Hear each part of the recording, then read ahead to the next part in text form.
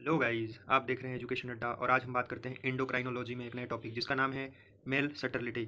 Synopsis की बात करें तो introduction, definition, types of sterility, sterility, primary infertility, secondary infertility, the risk factor for men regarding infertility, causes of infertility, conclusion और reference. आइए हम introduction की बात करते हैं।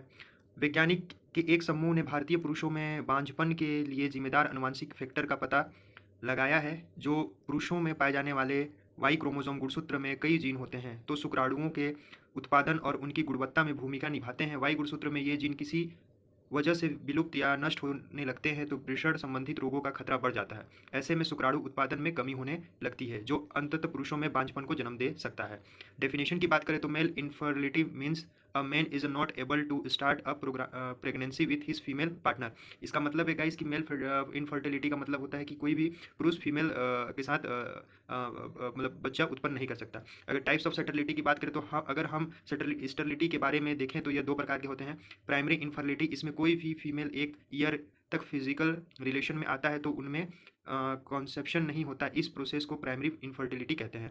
सेकेंडरी इनफर्टिलिटी की बात करें तो कोई भी फीमेल जब पहली बार प्रेगनेंसी कंसीव हो गई होती है लेकिन जब दूसरी बार प्रेगनेंसी कंसीव नहीं होती है तो उसे सेकेंडरी इनफर्टिलिटी कहते हैं। तथा मेल में भी इनफर्टिलिटी प्रेजेंट हो सकते हैं।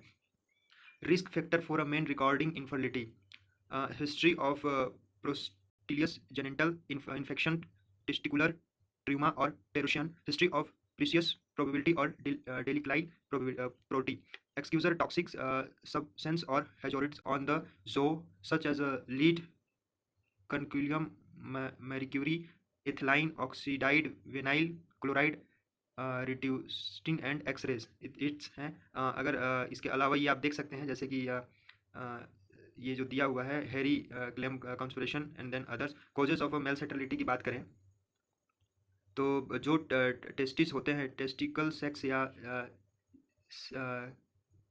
स्क्रेटम में नहीं आ पाते जब साइपोकोजियम की कंसिजन आती है उसे उस दौरान टेस्टिस ऊपर से फंसे होते हैं, एब्डोमेन वाला टिश्यू एरिया इंग्यूल कैनाल में फंसे होते हैं। यह तब देखा जाता है जब किसी बॉडी का बर्थ होता है और यदि कोई फीमेल बॉडी प्रेग्नेंट होती है और वह बॉडी बॉय बॉडी होता है उस दौरान सारी चीज़ बन जाता है, मतलब CHIZ बन जाता है, उसमें टेस्टिस भी बन गया होता है। वह टेस्टिस सिस्टम में होता है जब क्राइटोपोसिडम की कंडीशन आता है तो मेल इनफर्टिलिटी होती है क्योंकि टेस्टिस में स्पर्म का बनने का काम होता है।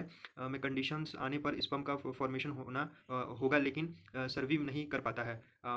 मेडिकल हिस्ट्री की बात करें तो if a couple using to have a child and is practicing unprotected in intercourse for a year without success, the couples sold see a specialist in infertility and sex defection claim। Conclusion कुछ इस प्रकार है और reference हम ये देख सकते हैं। Thank you guys.